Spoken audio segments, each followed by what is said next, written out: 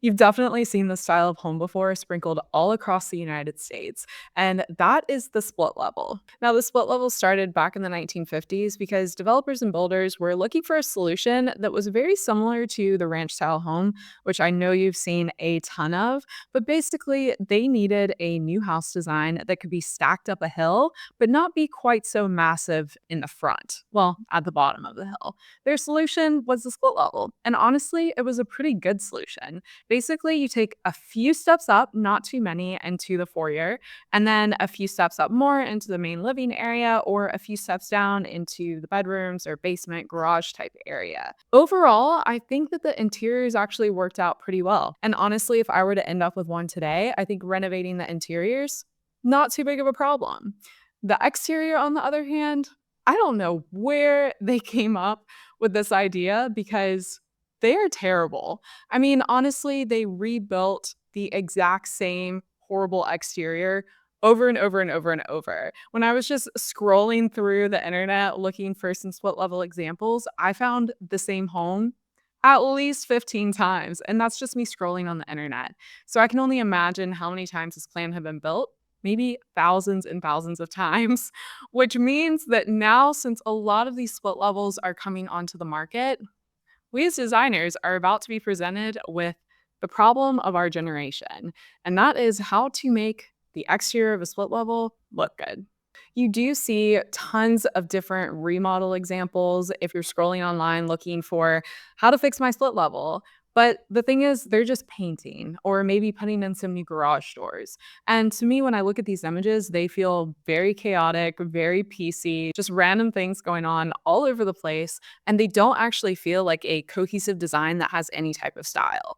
But I will say, taking any of these split level designs and trying to give them a traditional flair is actually pretty difficult to do just because of their overall shapes. They feel very much like a ranch, and you can throw that in a cottage type of direction. But unless you're willing to spend a ton of money redoing the entire roof line and foundation of a home, to expand it in certain directions, to grow it up in other directions, you're still going to get that same split level feel. So today I am taking on the grand challenge to do something more than those quick touch ups of paint, garage doors, simple things where you still honestly have the same ugly split level. But the design I'm going to create is not going to require an entire new roof structure or new foundations to be poured. I wanted to find that happy medium of making a split level still a split level. We're not going to fight what it is, but something that feels like a more cohesive, pleasant design to drive past in a neighborhood. And to make this even more challenging for myself, I'm not starting with one of those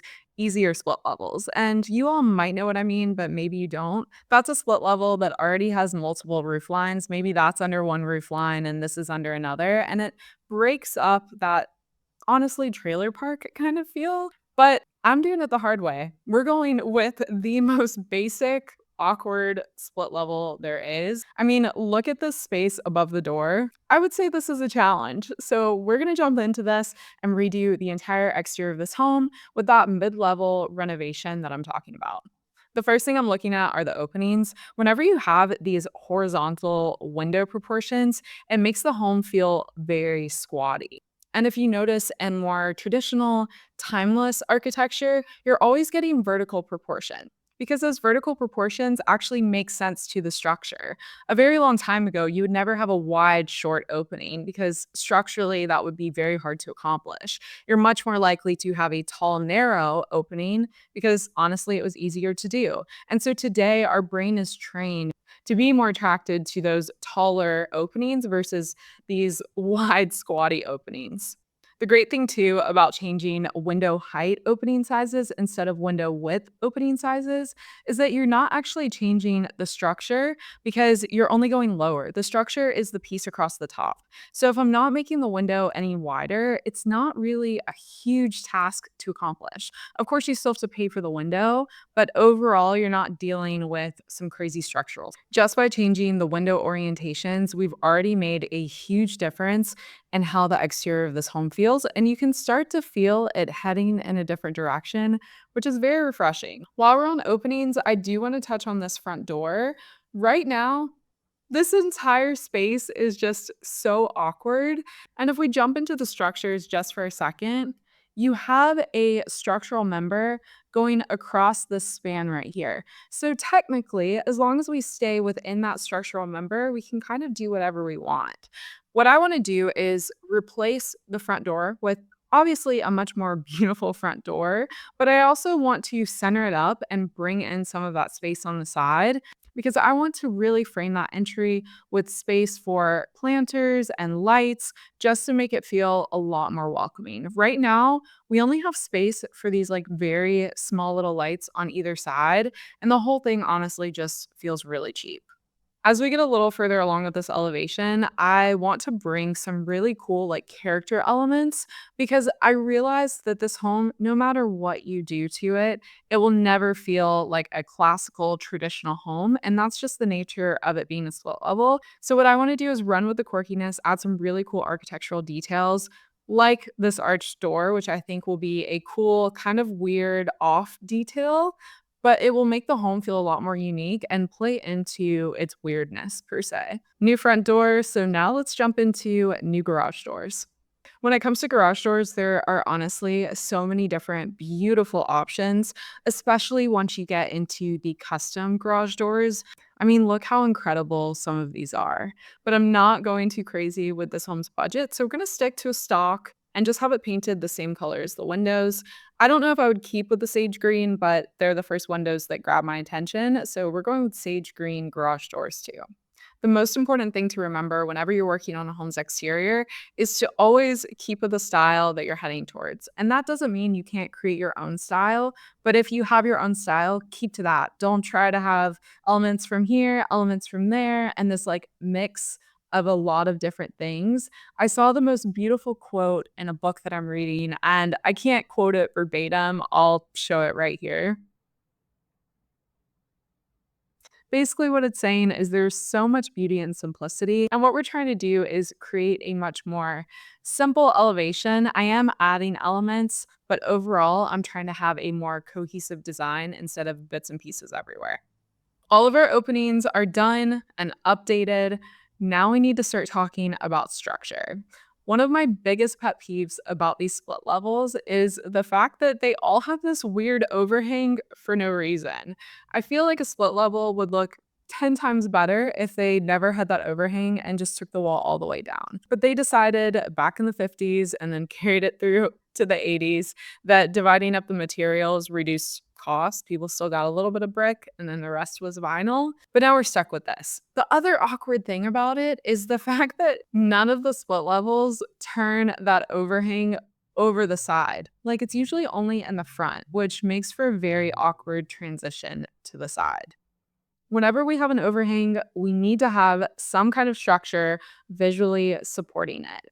And that could come through extended beams, that could come through brackets, that could come through columns, but we don't want to have it just suspended out like that. A suspended overhang, in the case of a modern home, looks absolutely fantastic because modern styles are all about expressing what technologies are able to do today, what structures are able to do today. And so you wouldn't get like a 2 foot overhang, you would get a 6 foot overhang. And when it comes to modern, looks wonderful. With traditional, we never would have overhangs that weren't supported in some type of way. And so we're going to be adding brackets to this overhang. When you think of brackets, I don't want you thinking of that typical log cabin, just straight cut back simple bracket, or even the very simple arcing bracket. There are so many different types of options out there that are actually stock now if you go to any architectural elements website, but you can also get them custom made because getting 6 or 8 brackets custom made might cost you $2,000 to $3,000, maybe a little bit more. I haven't priced those out in a while, but honestly, it's well worth it to get a really cool architectural detail similar to this going across the entire front. It's going to draw your attention away from the awkwardness and give the house a lot more character. None of these openings are centered really on each other, but I'm adding brackets in between each one. The other slightly structural change we need to make that's not really structural, it's more of like faux structural, would be removing this encased soffit and exposing rafter tails. On this house, I don't actually know if rafter tails are extended out or if it's more of a box out like this. But what can be done is this can be removed and you can actually put in rafter tails. And you can always put in rafter tails, or if that doesn't work, you could change this just simply into a tongue and groove that's actual wood instead of it being a cheap vinyl. I think it would be almost impossible to find the exact rafter tail that I needed, so we're just going to draw them in. We're just going to take these and run with the fact that they're the ends of rafter tails. That's pretty much it when it comes to, I would say, structural things, but not actual structural changes, just things that on a more traditional design you would have structurally. If you're wondering about the software I'm using, my computer specs, or even the books that I love to reference on a regular basis, I have every single thing itemized and linked in a Google worksheet, and it's available for free through the description below, so make sure to grab it. By just changing the openings and structure, you can take any post-World War II home, which is that very builder's grade ranch style or split level style home, and elevate it so it looks like a much more intentional, I wouldn't say fully custom home, but a home with a lot more character. Now we're moving into finishes. We still have some other elements that we're going to add in a minute, but I want to get the overall house starting to look a lot more cohesive. For the top part, I love the idea of doing a cedar shake and just how it starts to wear over time, because the weathering of materials makes a home feel a lot more homey versus this vinyl siding that never really weathers and just honestly always feels cheap. For the top portion of this home, I want to go with a cedar shake. This will start to gray out over time, but I think that it's such a beautiful and timeless material. I was recently in Atlantic Beach, and let me tell you, the cedar shake everywhere was so beautiful. It gave every home so much personality, so much character to the neighborhood that honestly now I want to play with it everywhere. Just this change in material alone is already doing wonders for this home. If I really wanted to run with the cedar, you can come up with so many cool forms because the actual cedar planks can round edges and create this almost water-like flow to a structure that is super beautiful. But we're not gonna get too complicated. We're gonna keep things a little bit more simple for this because we're doing that more mid-tier price point for this renovation. For the base, I'm keeping it simple. I would just paint the brick that's already there a lighter color, or honestly, you could also go a darker color because I do think that on this style of home, the contrast works very well because it's a split level. Two things already split up, so you can split them up even more. Materials pretty much figured out. We're going with very timeless, warm materials. Now we need to add even more architectural elements, and that would be shutters because we need to fill up some of that wall space. One thing with split levels, or honestly, just ranch homes from that era, developers were trying to cut costs everywhere, which meant less windows and a lot of blank wall space that's usually kind of awkward spacing because they would only put windows where they worked in certain rooms, and it left the exterior just feeling a bit awkward. But by filling the space with shutters, it helps give a little bit more of a full feeling to the elevation. My rule with shutters is if they're all on the same wall, they need to all have shutters. I will say that I saw this example of a split level and they had shutters on the bay window. You would not have shutters on a bay window, but you should think about how that would be roofed differently because it does need to feel like a different option. Do not put shutters on a bay window. You only put shutters when they can actually work. In this case, they can work, and you size shutters so they can actually work. Otherwise, don't bother with them. There's still a very awkward space above this door right here. And the perfect thing to go there would be a window. Yes, that window is only going into that area, which is still an exterior area. It's just like a portico entry kind of area, but it's going to fill that space. I mean, you can already see just by me putting a circle there, it already feels so much better because otherwise you just have this weird wall and it's not going to feel great. We have another accent to add, and that is an additional layer of texture with roofing. There are so many really cool roofing options out now that were not out 15, 20 years ago. We have synthetic slates, we have metal that looks like cedar shingles. There are really, really cool options. And per square, which if you don't know, you measure roofing in squares instead of square feet. And basically, one square is 100 square feet. So whenever you're looking into roofing, it'll probably say $1,000 a square. And you're like, $1,000 a square foot. It's not, it's $1,000 for 100 square feet. And a lot of these roofing materials might only be $1,500 a square instead of 1,000 a square, or maybe 2,000 a square instead of 1,000 a square, which would be like your typical asphalt shingle. And I really recommend, especially if you have a smaller home, if you only have 1,200 square feet of roofing, which would be 12 squares, then I would 100% spend the extra money on a really cool roofing that gave you that additional layer of texture and shadow lines. I'm telling you, it will completely transform a home, take it from feeling very flat, very simple, very basic to a much more elevated design. You could take a simple block house like this and just give it one of these synthetic materials. Immediately, you're taking a house from being super simple and basic, honestly, to being something that could potentially land a magazine shoot. By adding that additional roofing, you'd be thickening up the roof line, and look at that, already feels so much nicer and more substantial. If you have seen any of my curb appeal videos before, you know how much I really say make the entry prominent. Right now, this entry is not prominent, but the good thing is we only have to make a few changes to really give it that drama that it needs and finish off this entire redesign. We're starting simple too. The whole base of this house is brick. So we want the entry to be brick too. It feels very awkward that we have some cheap, old, rundown wood steps going into this home. And just by bringing a brick wall out, having brick steps or stone steps going up, will completely change the feel of this. What I like too about this wall is it gives us a place to have street numbers.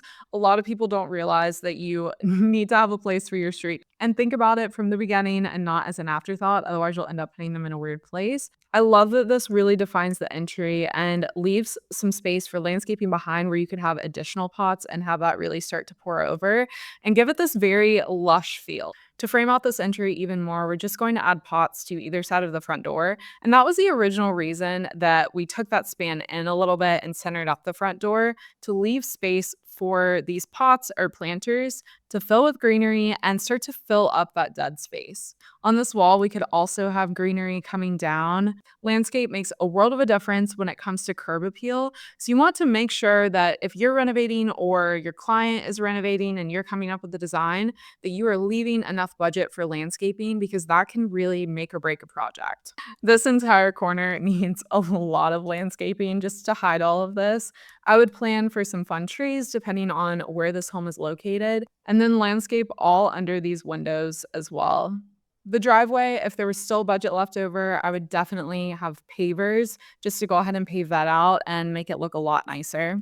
And then frame either side with landscaping as well. Landscaping is such a beautiful architectural detail, just as much as it is a living detail, because it ages over time, it grows over time, it hides certain things that you want to hide, draws attention to others, frames entries. Whatever you do, just make sure that you're leaving that room for landscape. Final touches with the driveway and some numbers. Look how much better this looks than the original. I mean, wow. Like how much you can really transform a home without making crazy changes. We didn't move walls. We didn't add on to the foundation. We didn't enclose certain things. We simply adjusted some window sizes. We gave it some new garage doors. We painted the brick, although I'm showing a different brick texture, but definitely you could just paint the brick. We gave it some new shutters, good color, new siding material for the second floor instead of the vinyl, and boxed in that weird opening that was at the front right here so that it didn't feel so awkward, and put a window at the top. Let me know your thoughts in the comments if there are things that you would have done differently, and also if you want to see me work another split level and another type of style. Because I will say that split level homes, not all of them, but a lot of them, do lend themselves to being a little bit more of a mid century style if you push it in that direction, a little more mid century modern. So if you want to see that, let me know in the comments.